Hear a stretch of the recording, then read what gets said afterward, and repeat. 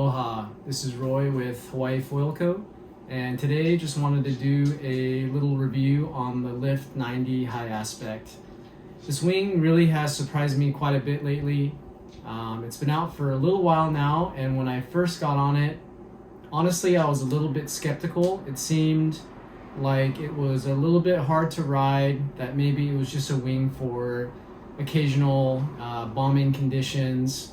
The pump felt kind of strange to me coming from the 120, and I didn't really know ultimately how much I'd be using this wing. The 120 still felt right at home for me as far as the best balance between surfing, pumping, gliding. But recently I've been really dialing it in. I've been using it for prone surfing and prone downwinding, and I found that it's an amazing wing. It is a bit advanced and it takes time to figure out, but once you do, I think it's 100% worth it.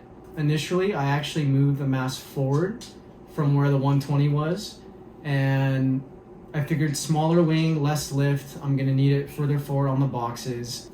It was too much lift, but I was just getting launched on every wave I was trying to go for. And then finally, when I did get up on some waves, I would get up, I would go down the line a little bit, and it was all front foot pressure trying to keep the wing down.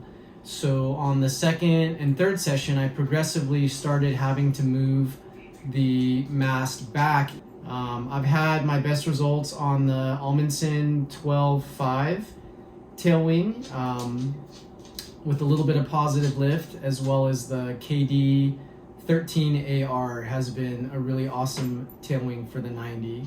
I know guys that use the 26 with the 90 and they really enjoy it. There's concave on the bottom part of the 90, just like the 120 has. And a lot of people have mentioned that that's why the 120 actually feels bigger than it really is, because they have this scoop basically underneath the wing. And on the 90, it feels actually even a little bit more pronounced, and there's almost a little bit of twist at the end in the concave as you go out towards the wingtips. And so that could be a contributor of how much lift this really small wing has for its size. Additionally, in regard to the design of the 90, it's super high aspect. It has an aspect ratio of 11, which is the highest in the lift lineup. And it's only a 580 square centimeter wing, so the total surface area is really small, but it's certainly pushing the boundaries of what's possible of a wing this size. And the wingspan, let's talk about the wingspan a little bit. So that's part of where I've found the magic of riding the 90 in comparison to the 120. Going back to the 120 after the 90, on prone, the 120 felt unbelievably slow. And I think a lot of that has to do with the wingspan. And I have the 120 right here behind me. So you can see here the difference in wingspan between the 120 and the 90. It is considerable. The 120 wingspan is actually closer to that of the 170 high aspect, which is a much bigger wing. What's the result of this? Well, the shorter wingspan on the 90 makes it surf and turn like almost a surf wing. It's just so much more loose and maneuverable, and you can do these super tight S-turns in the pocket, and it feels like you're on a little skateboard basically. When I go back to the 120, it feels like I'm on a glider, and I'm basically have this huge wingspan, and it's got amazing glide, and it's got a lot of carry, but this thing it's so much more playful and fun. There's so much pop to it. It's going to be really harder to go back to a wider wingspan after getting used to this.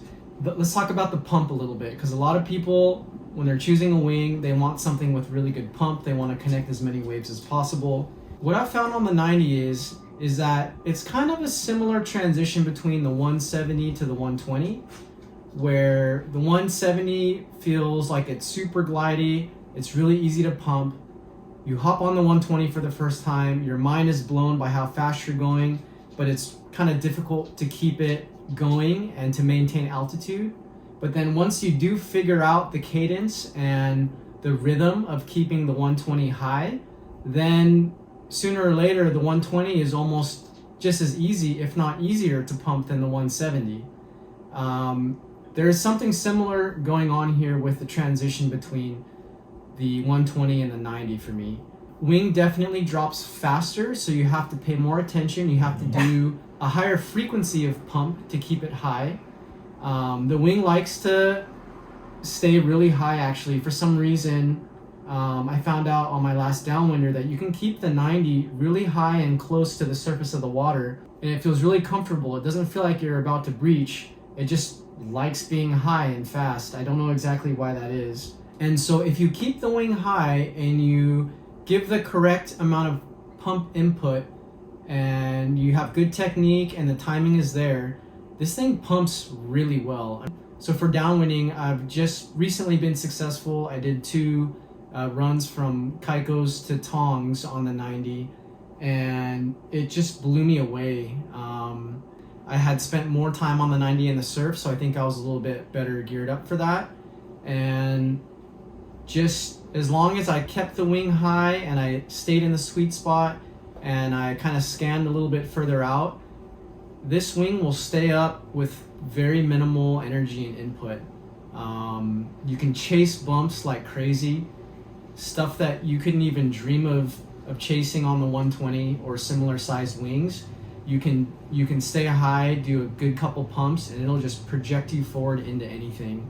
So you kind of have to adjust from looking here to further out in the distance, because that's what you're able to connect to with the speeds that you'll be going. Because of the shorter wingspan, I found you can do these kind of tight S-turns in the pocket, in the sweet spots of the bumps to maintain speed, because as long as you're moving and as long as you're staying high, the wing won't drop out and you're not going to have any issues. So another way of staying high and being able to be in the sweet spot is to just maximize your lines on the bumps to be able to stay high.